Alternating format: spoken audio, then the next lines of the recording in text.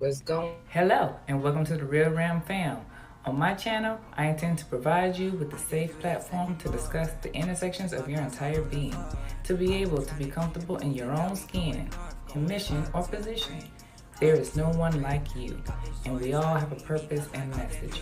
I, for one, am a black woman, mother of four, a military veteran, and a wife, and a social worker, just to name a few. From my channel, I hope that you learn more about military families and social workers. Three of the social work values are my aim in each video: importance of human relationships, dignity and worth of the person, and social justice. No matter what you initially think when you hear social worker, there is more to the profession. Trust me. Channel, and be sure that you hit that notifications bell so you don't miss any new uploads. Without further ado, on to today's episode. What's up, everybody?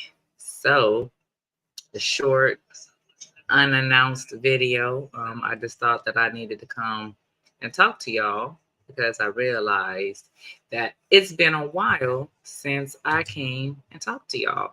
I checked it out. I haven't uploaded a video that I was by myself since 3 months, and I haven't gone live by myself since probably like the summer. So I just thought that I'd hop on here real quick before my appointment. Hopefully I don't go over time because I'm paying for this appointment. But anyway, I just wanted to kind of come talk to y'all, give y'all an update on what's been going on. Like nothing bad, but just y'all haven't heard from me. So like I said, I haven't gone live by myself since like the summer. So obviously, y'all know my kids are growing up. I don't have babies no more. So my oldest son, he is in his sophomore year in college, and he is in college in New York, at Elmira College. I am gonna name drop. So one of the things as well, what I have been working on, so I'm gonna try to start with the things that I don't want to forget, is that I have not been bringing you any videos because I've been kind of struggling with the fact that I've been waiting around because I think that there are people who are more qualified to bring information to you all. So if I throw something out there and I've asked people to come on with me to talk to you, I don't bring it to you because that person or those people in that area have not responded to me. And recently, we're talking to my husband about like giving myself a little bit more credit for the things that I do know and the experiences that I have had, that I should go on ahead and bring that information to you myself. And then also podcasts that I'm listening to and books that I'm reading and listening to. Um, just having a little bit more faith in yourself. So it's basically repetitive. So I'm listening to these podcasts and books that are also saying the exact same thing, that you go ahead and bring that what you know, because you've gone through those experiences, you've gone through it for a reason.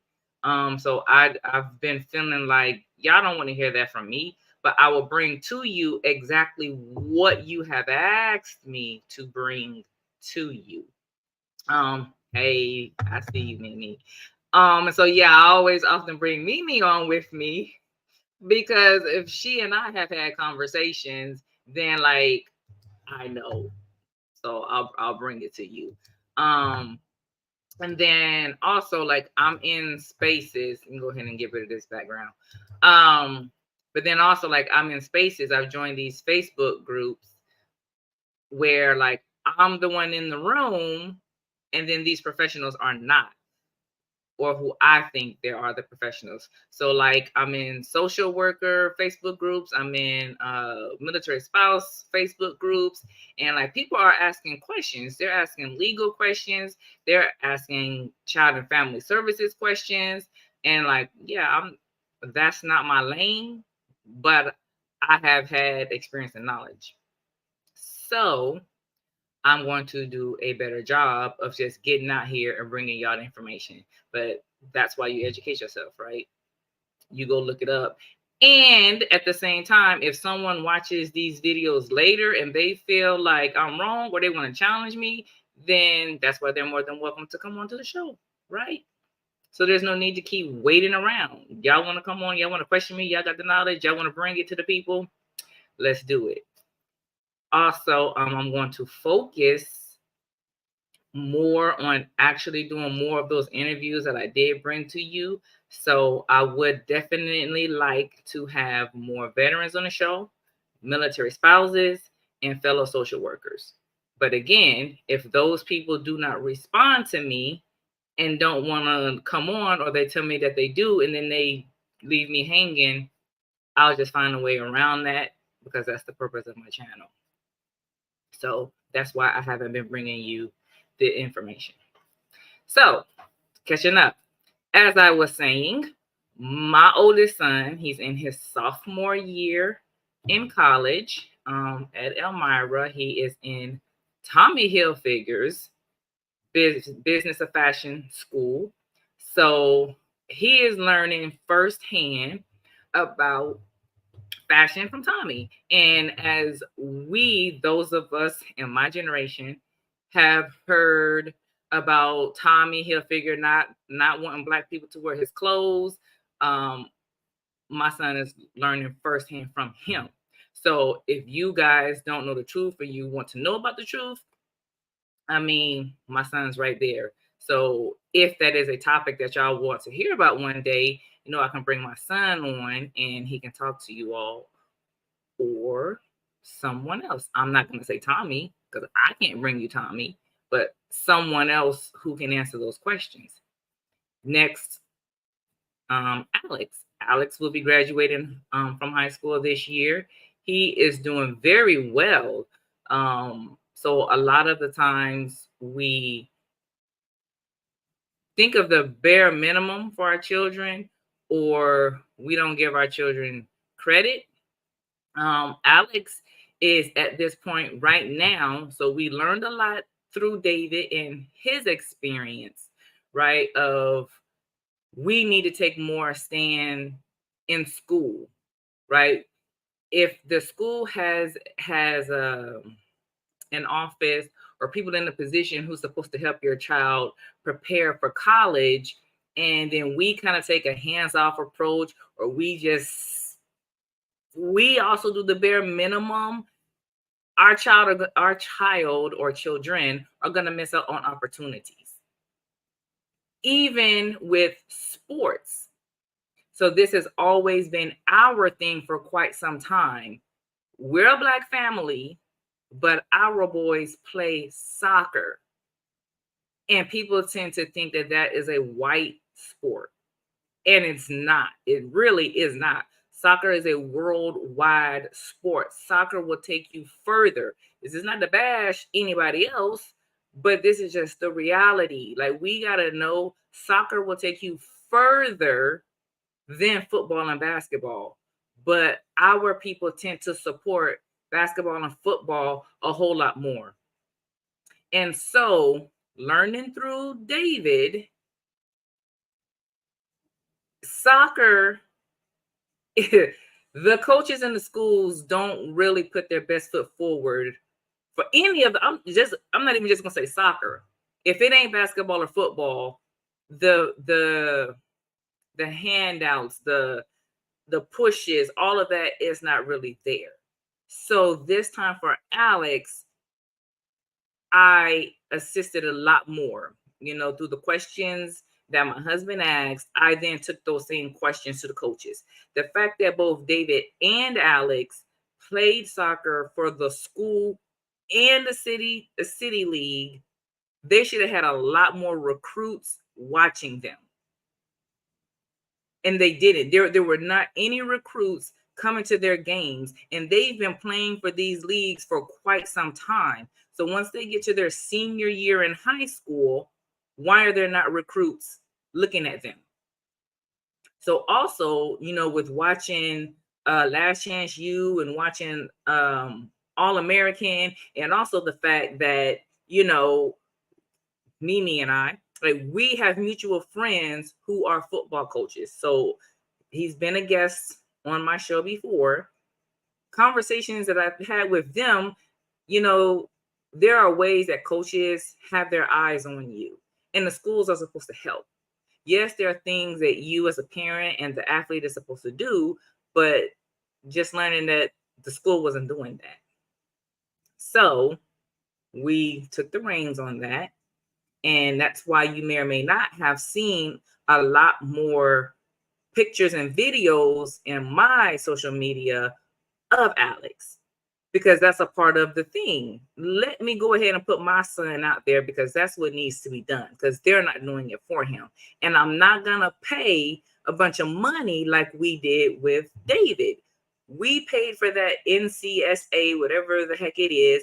We paid the top level account for him, and it really didn't do much, because he wasn't really getting in contact with coaches. Coaches weren't, like, it wasn't doing nothing. So what the heck was we paying all this money every month when we still had to do the work? There still weren't recruits coming out. Like, it was a waste of money. So for Alex, as I said, he is graduating this year, and Alex has 13 college acceptances right now. So lots of choices and opportunities are out there for him. He just needs to figure out what he wants to do. Yeah, a group of parents. I'm so proud. Like, I'm proud of both of them.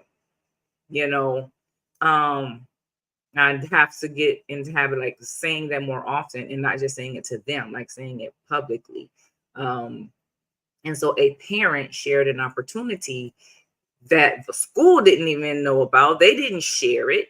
And it's disappointing, because more seniors should have known about this, that there was an HBCU college fair.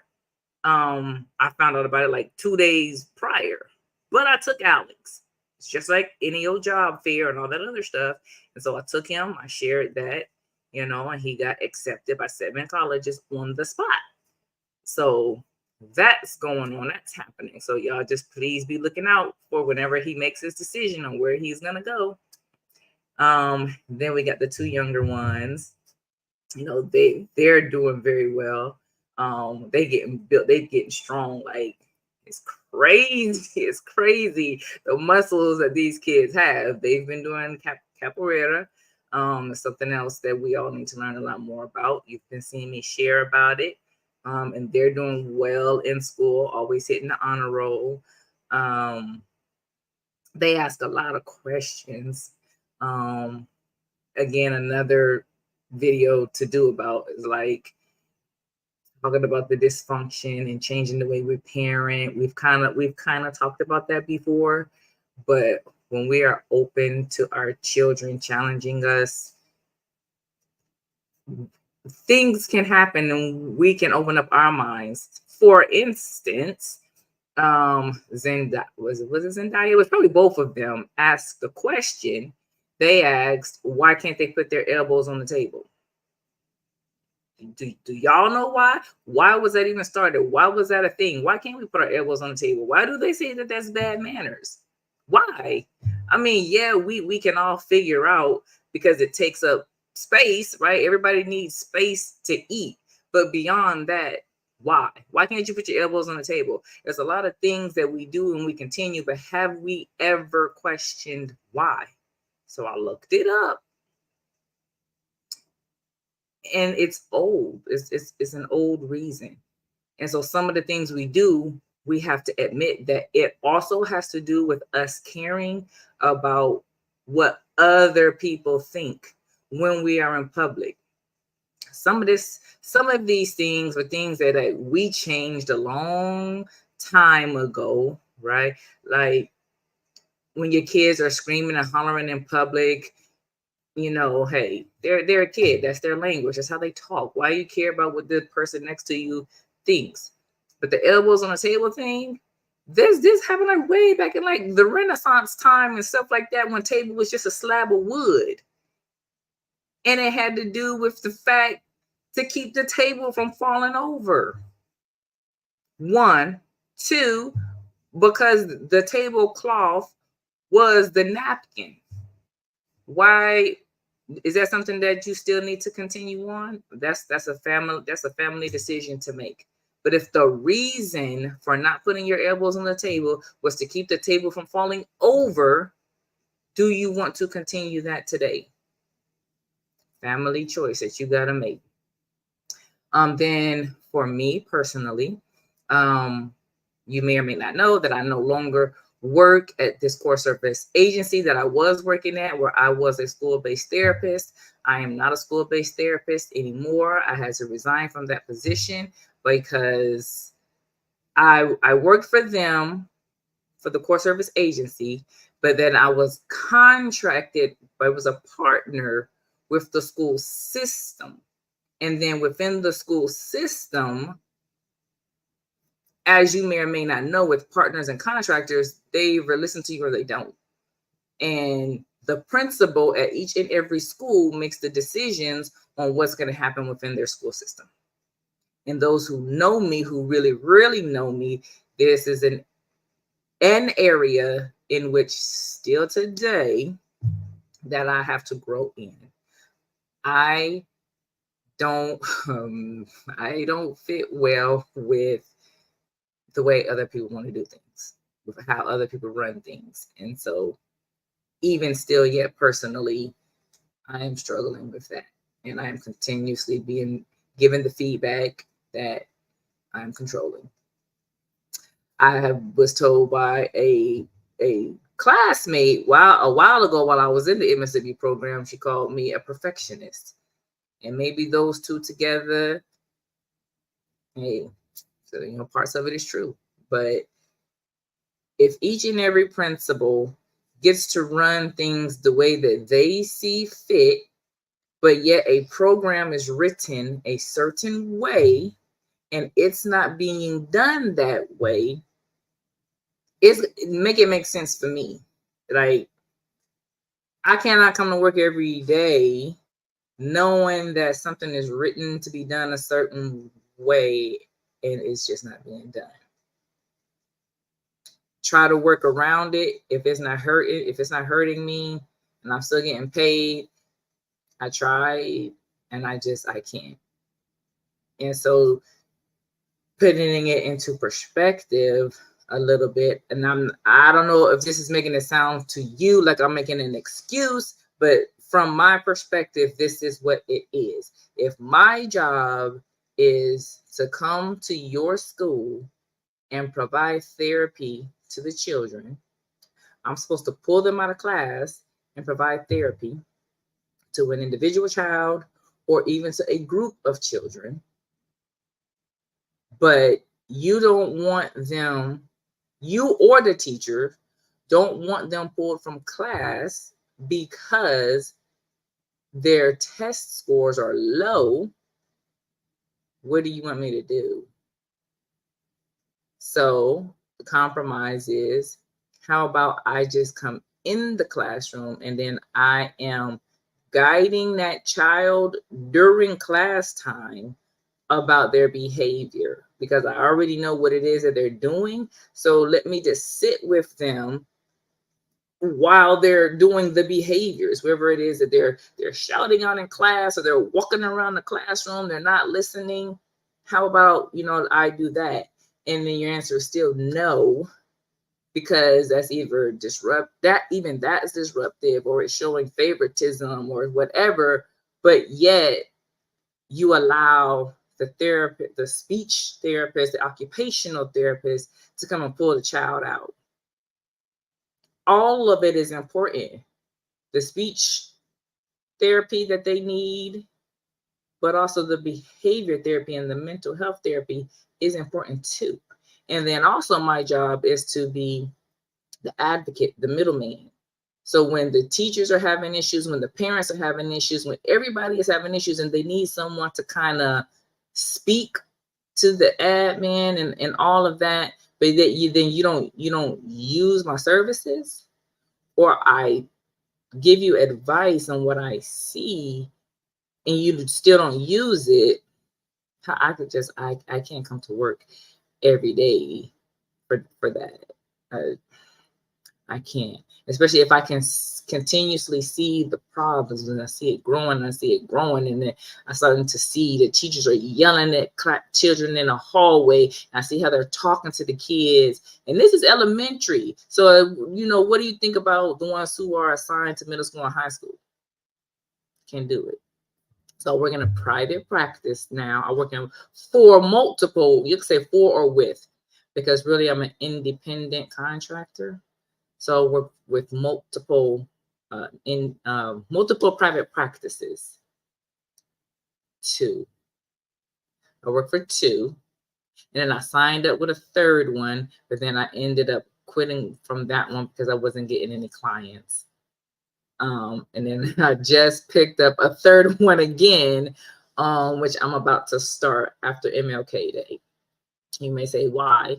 Well, because I'm learning that with private practice, it takes a while for the clients to pick up, number one, because of insurances or whatever, or just because, there's more so where people choose to come.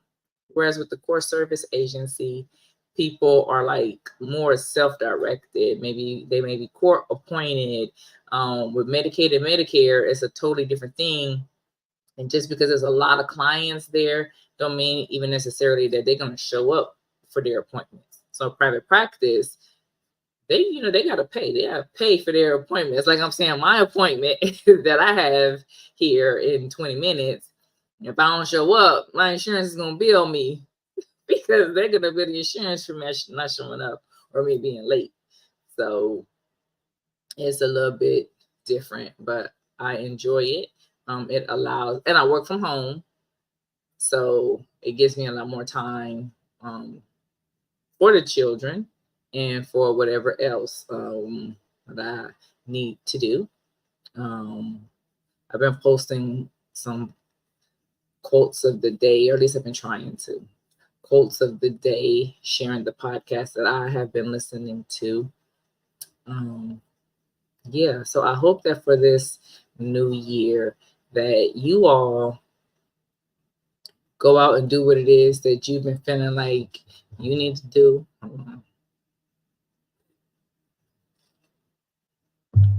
Do what it is that you feel like you need to do. Don't let distractions and barriers and negative thoughts hold you back. Make sure, as you may have read also, when you look at your circle, what is it? If you look at your circle and you're not inspired, then that means you're in a cage, something like that. Just make sure that you are growing, and reach out for help. I was on Instagram today and I shared to my story from Black People Died by Suicide too. I shared someone's vulnerability about helping. And one of the things that story reminds us that just because you're texting or calling someone and you've offered generally that you're there if they want to talk, that's not necessarily the help that everyone needs. So let's remember that your offers for help aren't necessarily what someone needs, and it doesn't mean that people are rejecting your help. That's just not what they need. This particular person is saying that they struggle with reaching out for tangible help, like asking to help clean up the house, or is someone going to go run errands for them? That's the kind of help that they need. So let's kind of try to do better with looking at things from the other person's perspective. That is all I have for today. You guys are all caught up. Anyone watching this, MLK Day is coming up. That is a government day off. So if there is a veteran or a military spouse out there willing to be the first interviewee of the month, I am here. With that being said, also what I did was I am going to be a guest. I already did the recording. So I will be on someone else's podcast. And this podcast is Military Spouses. So they just going to start their new season in February. So I will be a guest on someone else's podcast. And eventually I'm going to have them on mine. So be looking out for that. But yes, whoever wants to be the first person when you come back and watch this, the door is open. But I will reach out again to the people who I already asked or just someone new. Yeah, MLK Day is this weekend. Y'all have a day off. Everyone gets asked the same questions. So if you've already watched some of the interviews, you'll be asked the exact same questions. There's no changes, no surprises. So thank y'all for watching or watching this later. Enjoy y'all day. I'm going to get ready to log in for my appointment. Take care. I hope that you enjoyed today's episode. I would like to thank my guests for joining me, or simply thank you for watching the pre-recorded episode. No matter what your birth order is, how you self-identify, and whether you like pancakes or waffles. If this is the first time you're hearing it today, I want you to know that you are loved. You were put here for a purpose that only you can fulfill. Until next time, take care of yourself. Be sure that you like and share the videos, subscribe to the channel, and hit that notifications bell. This is Real Ram.